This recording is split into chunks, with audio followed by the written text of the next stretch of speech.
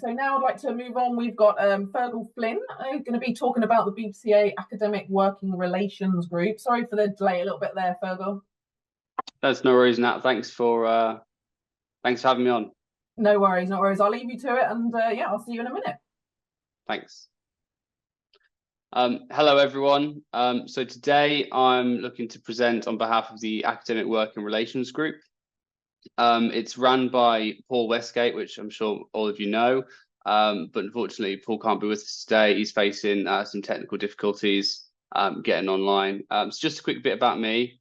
My name's Fergal Flynn. I'm a pest controller working in the South Lincolnshire region, North Cambridgeshire, and like most people, like most pest controllers, I work in a small company and do pest control and drainage works. And I've been a member of the Academic Working Relations Group for about 3 years now. I joined in 2021, just when I was starting university, and I'm graduating environmental health next week from Cardiff Metropolitan University. So I'm here to talk today about kind of who we are and what we're doing, and then I'd like to talk a bit about what we've done. So the overall purpose of the, oh, sorry, I'm just sorting out the Zoom, it's on my screen. The overall purpose of the group is to try and build some relationships between pest controllers and the academic community. And we have some kind of goals that we're also looking to do.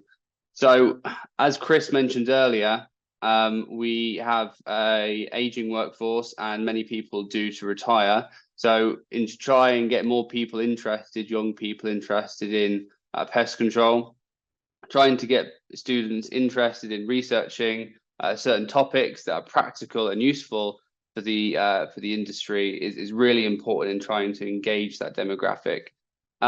So we're going to try and research into actual topics that practical people are facing in the field. There's no point doing all these laboratory tests if they're not going to work in the field. So having a mix and connecting academics and students to actual companies and people on the ground is one of the goals of the group. And overall, you know, we all know what's going on with the glue boards. As Chris mentioned earlier as well, the European Chemicals Agency releasing their trap efficacy information. It's comparable to rodenticide. It's important that we have an evidence base to actually protect our toolkits, especially when you look at, you know, historically, someone like HSE have followed in the steps of European Chemicals Agency. It's really important we have that data. And overall, you know, enhancing the reputation. So people don't just see us as bait box kickers, they see us as a specialist skill, which, you know, is unfortunately what some people still think domestically. So who are the Academic Working Relations Group? I know that someone asked earlier when Chris was presenting his, and he went through it briefly, but at the moment we're about 20 people from different backgrounds and experience levels. And we range, it's difficult to say if we have a certain type of member. You know, at the moment we've got pest managers, we've got academics, so people that are either researchers within university institutions or graduates working as pest controllers. We have company directors, and then we also have consultants. You know, be that from Alex Wade to entomologists. So a really wide range, but we are looking to kind of expand that into bringing pest control technicians, everyone that's interested in academia and further research to kind of join the group. And I'll talk a bit about that at the end.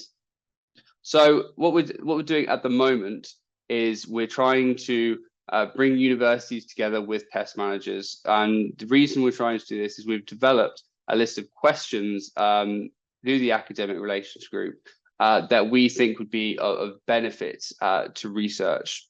So things, for example, we have vertebrate questions, invertebrate questions, and kind of these social questions. Those are our three main categories. And it's going to give you a glimpse into some of those categories.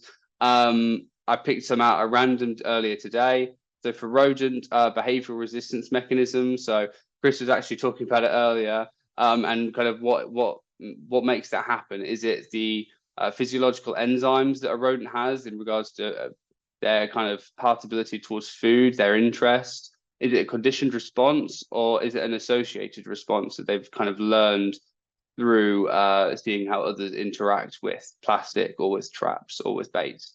For invertebrates, we're looking at something like food preferences of garden ant at different stages of colony development. So really kind of that practical application of what they're interested in, and something, you know, independent from manufacturers that we can kind of rely on, that's scientifically independent. And kind of these social aspects, so cultural tolerance to pests and public perception of pest controllers, so we can kind of understand a little bit more about what we all deal with on a day-to-day basis anyway, but kind of seeing holistically what people around the UK are experiencing.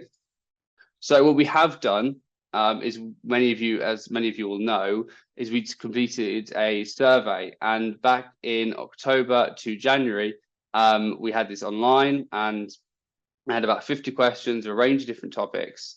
And so most of them were multiple choice, some of them were open-ended, so you were able to input your own answers. And just over 800 people responded, which we had a range of different people. So BPCA members and non-BPCA members, different range of qualifications, different demographics, came together and answered that. But overall, most people were qualified to the industry standard and above, so the level 2, and most people were holding the level 2 qualification, which is really good to see. So overall, I like to kind of go through now and just kind of explain kind of some of these results, disseminate some of this data that we've got through.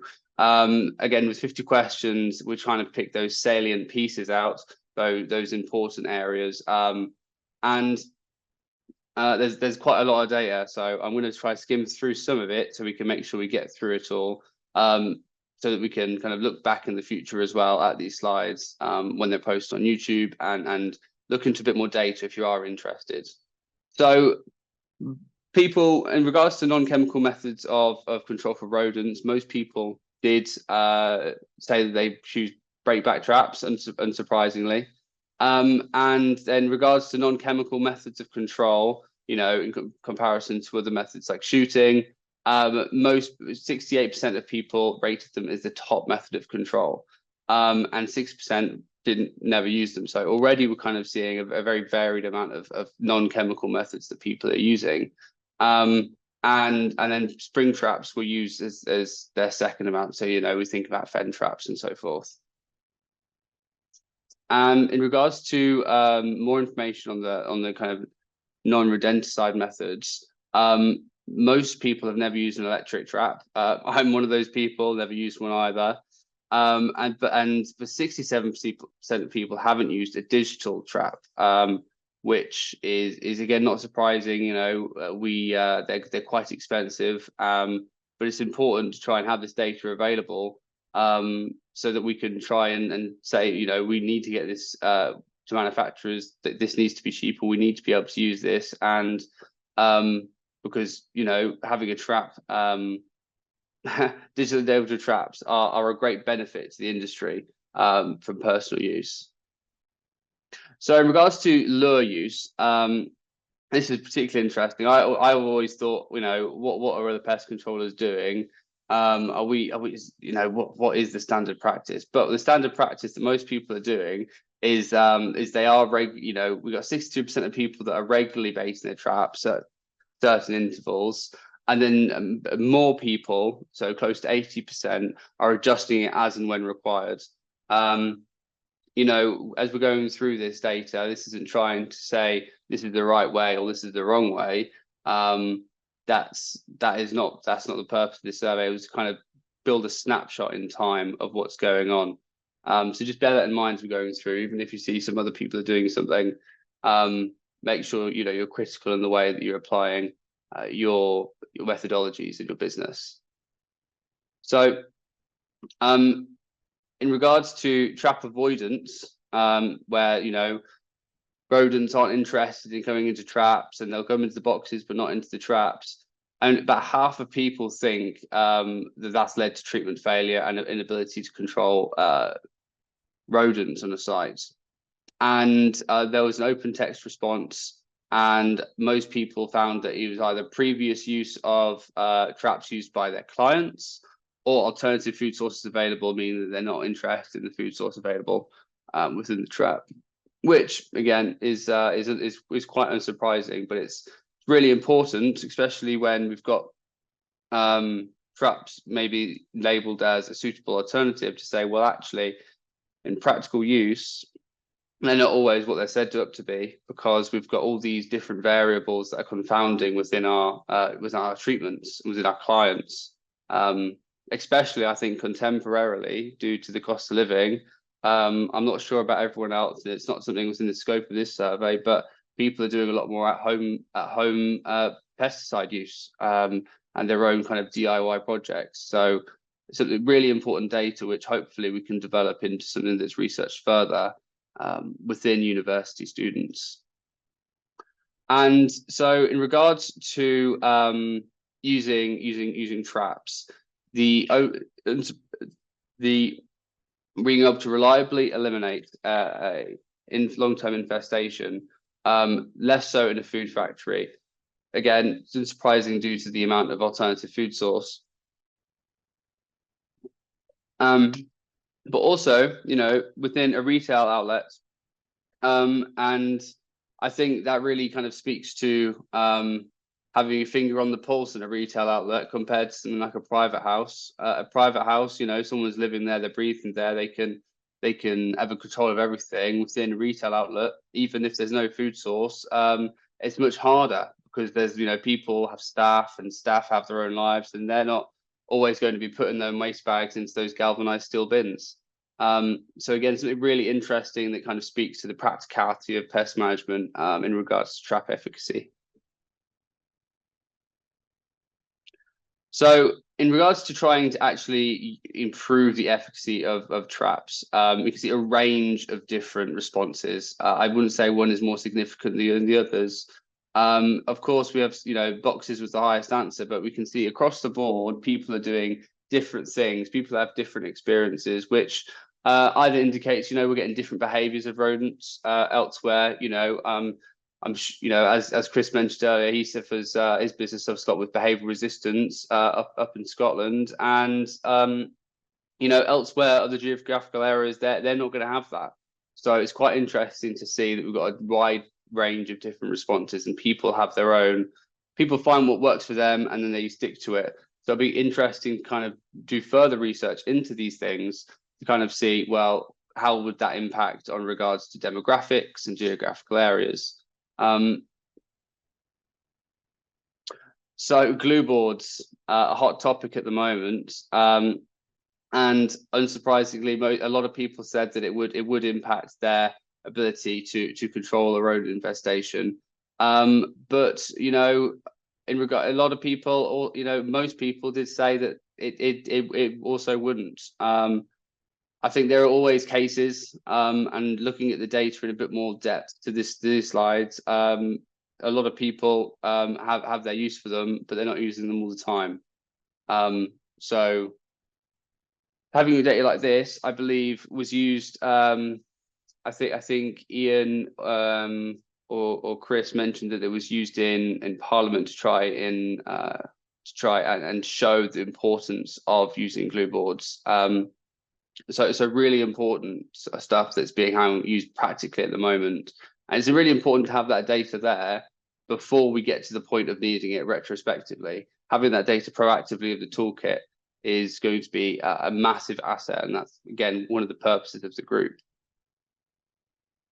So if we lost the tools, a massive amount of people said that burrow baiting would create a big issue, and that, you know, to me, that's unsurprising.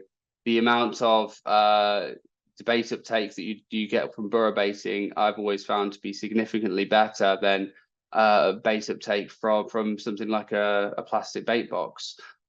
So, you know, this is really important when we're looking at conditions of approval under the, you know, biocidal products regulations of you know, you have to follow the label, and if they're not approved for burrow baiting, then unfortunately you can't. And And then it's quite interesting to see that, even though tail testing, some people find it might have some effect, not a massive effect. So saying that some people sometimes use tail testing, but not as regularly as maybe they could. But people are always using burrow baiting, as it appears from this data. So in regards to rodenticides and traps, 67% will be in favour of only being allowed to use approved regulated traps for rodent control. I'm not sure why there's a question mark at the end there. 90% of professionals were in favour of heavier regulation of rodenticide sales, with 85% seeing it as something that would happen now. Again, something unsurprising, especially with the way that some domestic people use rodenticides within their homes.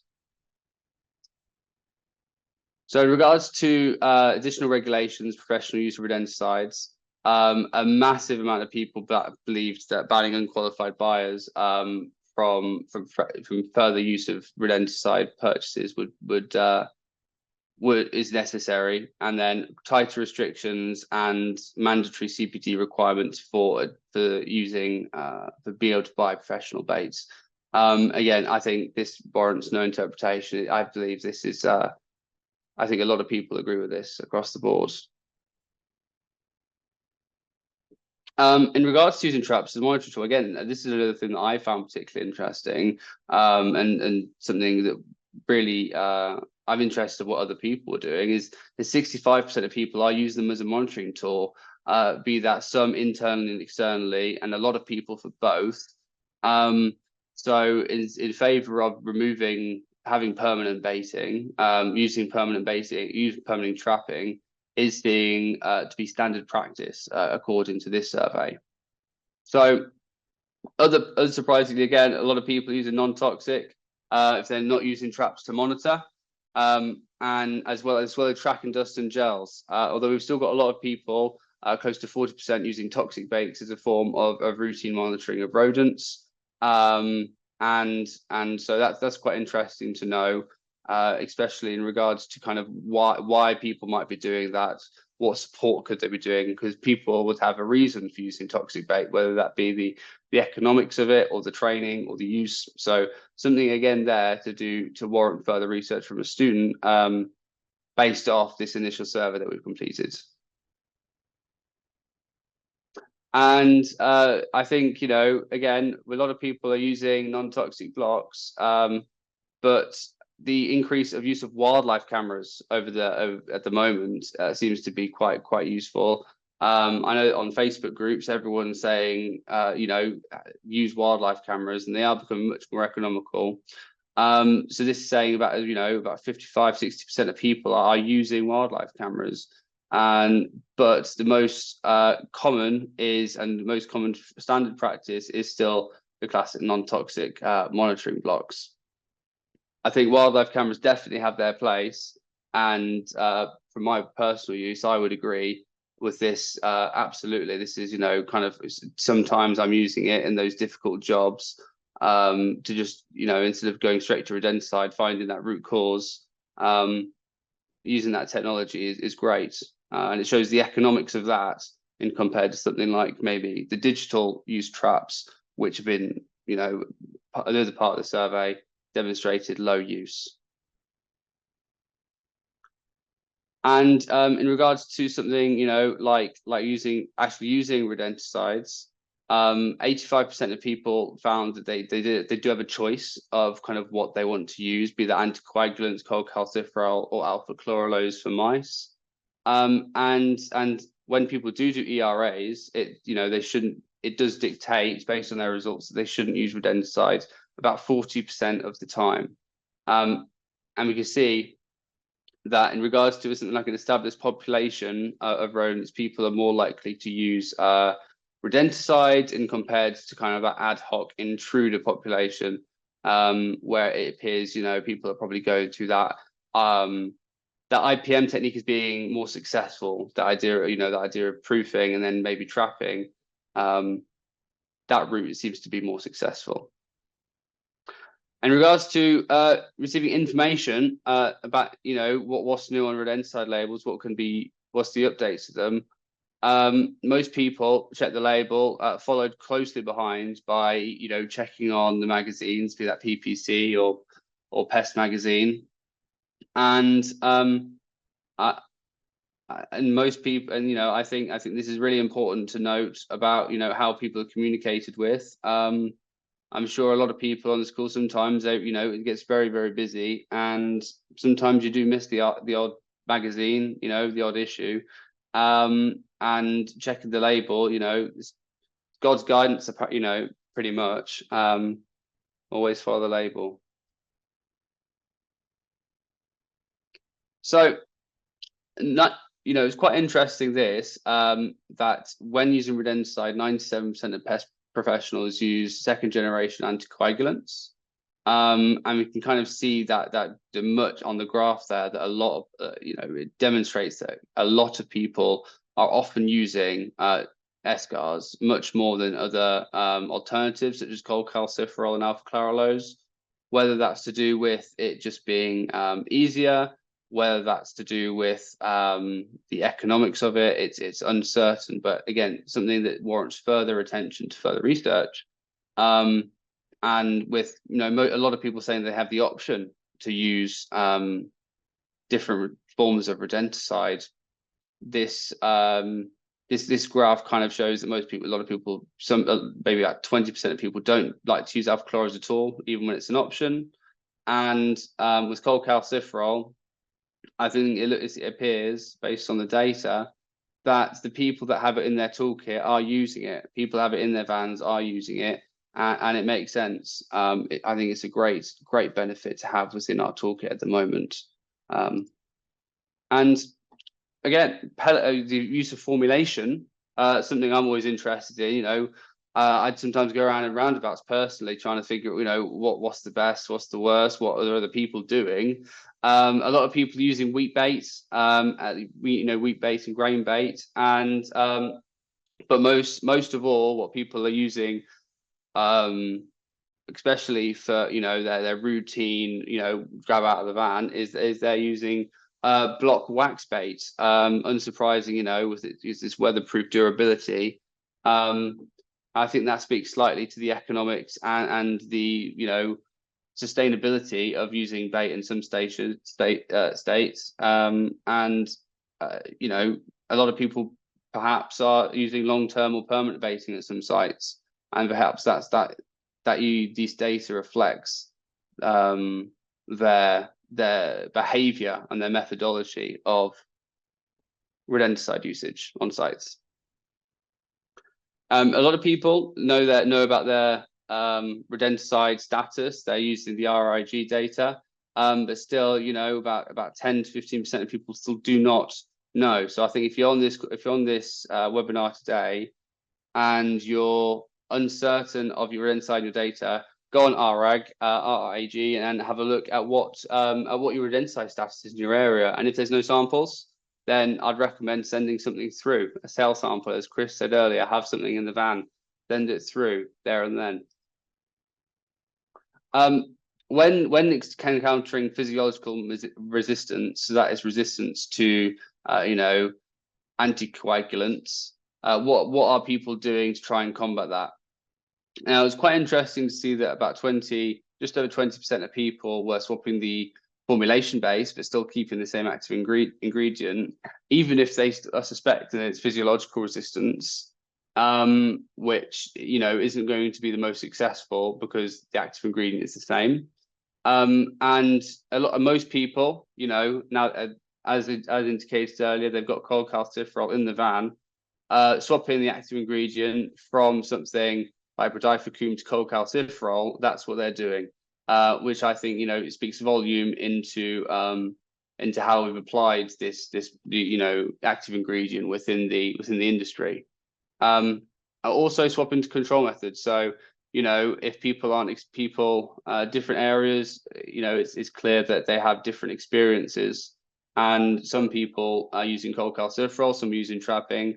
Something else that is interesting to get further research on to kind of see why that is, why pest controllers have these opinions. Is it tried and tested? Is it their opinion, or is it customers that feel more comfortable with certain methodologies? So overall, people think in 5 years' time it's going to be much harder, whether that's restrictions and toolkit, or if it's the economics of increasing costs of materials, or overall behavioral resistance and physiological resistance. People believe it's going to get much harder. I think, you know, it's unsurprising. I'm the same. Behavioral resistance is growing, and I think the people that have not experienced it 2 or 3 years ago, I think it is spreading to their area. But as you know, as Chris mentioned earlier, it's always difficult to say, is that behavioral resistance? Is it not? Because at the end of the day, it's just sometimes not going into the box, isn't it? And it's always easy to just label something.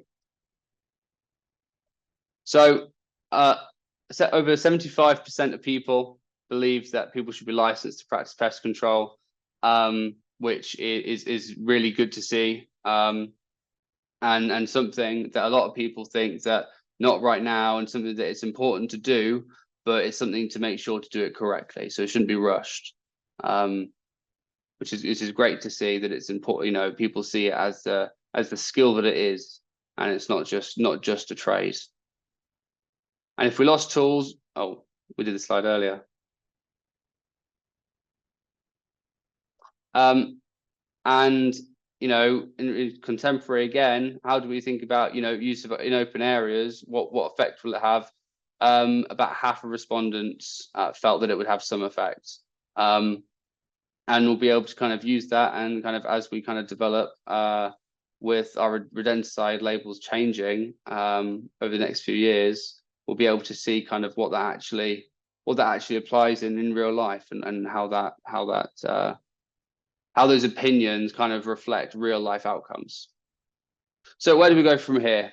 The next big survey that we do, so that kind of future of pest management survey that we did from October to January, what would you like to see? It'd be great for you to kind of get in touch and like let us know what questions do you have, what data would you like. A few slides on this presentation, I was saying I'm interested in this. I've always quite been wondering what other people think. What do you think? You know, I'm sure people have got their own buzzing questions that they're interested in what's going on in the industry. If you have a question or a problem that you'd like more research data on, so something that you'd like a postgraduate student to research, or from, you know, vertebrate, invertebrate, or social impact questions, send it through to us at inquiry@bpca.co.uk, and that'll get through to Paul. And you know, get involved. There's different committees and groups that's going on. We're looking for more people to join the academic working relations group, and it's better to get in touch and kind of come along to a meeting and see how you like it.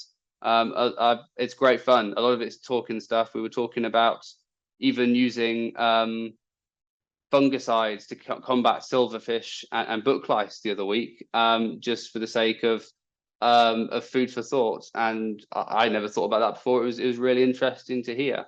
But yeah, that's me done. Great, thank you, Fergal. I really appreciate that. And so you've got a link up there where people can go to, but also pop an email to hello@bpca.org.uk. Can, you know, express their interest and get involved more. It's really good, you know, to see these studies come out and looking at, you know, what people think and feel about the industry and the things that we're doing and what practically we're doing. It's always good to see those.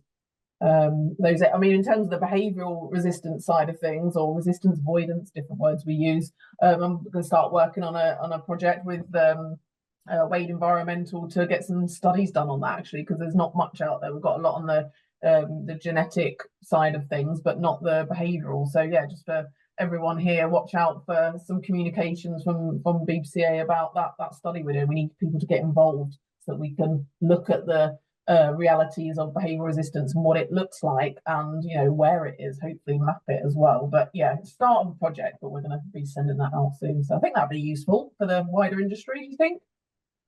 Absolutely. I think the more practical research we get, the better. We haven't got enough of it, and I think people need it. People are facing real life problems, and it's not always looking into a book to see what is the answer. It's kind of looking at those nuances of those situations. It's really important. Yeah, absolutely. Getting real-time data, real-time kind of, problems that are going on there and how people overcome them, case studies, and hopefully build a bit more with that. But yeah, there's lots going on, and as I said to everybody, we're doing a lot in the industry, and there's lots of things you can get involved with. So just let us know. I think it's the message, isn't it, Fergal? Absolutely, get stuck in. I think it's easy enough to think that either you haven't got the time to get involved or that you haven't got anything to contribute, but everyone's got their own opinion, and I think sharing that opinion is really important. And you can sit around, and I've always got opinions when I come on. If I'm watching a webinar in retrospect, I'm always thinking, oh, I wonder what they would do in this situation, or this is the practical problem I'm having right now. They haven't explained this in any way. I think especially something like the academic relations group, this is the purpose of the group, is to try and expand the horizons, and get information of what people actually want, and it gives the ability of having all members heard from every qualification, every background, even non-BPCA members. We've got environmental health officers and academics from institutions, so it's great to get involved. Great. Philip has just popped a question in the Q&A section relating to paper resistance and whether there's any research work. And yeah, I could just mention we're going to do some, but it's relatively limited out there in white paper information on resistance. Certainly statistics anyway, I know. So hopefully we can get more of that done. Yeah, there is some research that's been on many years ago regarding the enzymes of rats. I think it might have been in Manchester, and they found that some enzymes, it might be rats, might be mice, and that the enzymes that the rodents had impacted their food preference source. So some of them would be more interested in certain types of food sources than others, which could then affect their interaction with baits. So I think there is some research out there. It's very limited, and some of it is quite old. Some of it's 1990s and early 2000s, where we need contemporary information, that because we have such an evolving landscape so quickly in the scheme of pest control. Yeah, absolutely. Great. Well, listen, we'll leave it there just for now. We've had a question pop up in Q&A. If you want to go and pop on and answer that for us, if you could, just by typing it, because I'm aware we're at 1 o'clock already, and we've just got a bit of industry news and updates. But thank you so much, Fergal. I really appreciate that. It's great presentation. Thank you, Nat. Thank you. Cheers. Bye. Great. So I'm going to pop off in a minute. Just a personal thank you from me for everyone attending today and all the speakers. It was jam-packed and amazing. I really enjoyed it. But I'm going to pass over to D. Ward Thompson, who's going to do some updates on association news. All right, D. All right, Nat. You take over. I'm taking over. Thank you, Nat. And wow, what a webinar. Apologies for us overrunning, but I don't know about you, but it's been absolutely fantastic and so enjoyable. So a big thank you to Purina for being our sponsors, and all of our speakers today. So William, Chris, Sophie, Michael, Craig and Fergal. Thank you so much for your amazing talks. Because we're overrunning, I won't pull out all the great bits that I got out of it, but thank you all. It was absolutely fantastic. Our next webinar is on the 7th of August, where our marketing and communications manager, Scott, will be talking about lead generation and marketing in pest control. So just a reminder, our webinars are only member only. Lauren's going to post the link in a minute. So a fantastic webinar for all of you to jump on, something a little bit different. So hopefully you'll all join that. Our next non-member event, which is all about non-members coming and having a little look about BPCA, thinking about, what we are, what we offer, and whether it's for you. If you join us next Thursday, again, Lauren will post the link. Thank you, Lauren. It's a fantastic event. We run it in the evening, so it doesn't impact your day. So if you know anybody that's not a member yet and they're thinking about joining membership, get them to jump on that. It's free to join. And like I said, it's in the evening. We've got a round table coming up all about CPD. Now, I know we ran one recently and we're now running another one. Guys, this is a fantastic event to jump onto. It's all about where you can get your CPD from, all of the different ways you can get CPD and record CPD.